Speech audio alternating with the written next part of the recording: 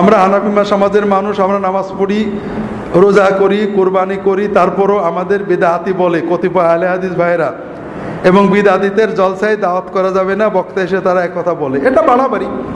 হানাফিদের বেদাতি বলা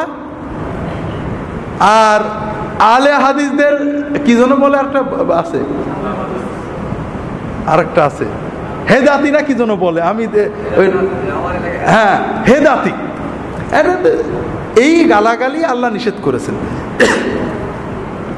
কোনো মাযহাবের সাথে বেদাত নেই, বেদাত হলো মানুষ বেদাতিরা বানায়, কাজে হানাফিরা বেদাত নয়, হানাফিদের ভিতর বেদাতি আছে, শাফিঈদের ভিতরে আছে, হাম্বলীদের ভিতরে আছে,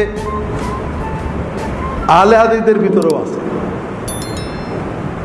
আমার এক সৌদি বন্ধু আসছে বাংলাদেশে বেড়াতে, এক রিক্সাওয়ালা পাগড়ি মাথায় দিয়ে রিক্সা চালাচ্ছে, বলে যে এটা কি কোনো আহলে হাদিস সালাফি? বলে না না, সালাফিরা পাগড়ি টাগড়ি পরে না, ও দাড়ি কাটাও সালাফি আছে। হ্যাঁ, দাড়ি কাটা সালাফি আছে, বলে বেনামাজি আছে তো সালাফি।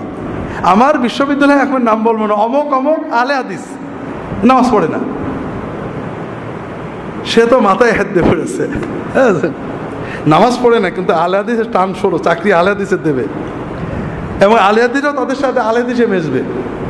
তা আসলে ভাই আলহামদুলিল্লাহ আহলে হাদিসের উলামা মাশায়েখ এদিক থেকে ভালো, তারা তাওহীদের ব্যাপারে, শিরিকের বিরুদ্ধে, বেদাতের বিরুদ্ধে খুবই ভালো।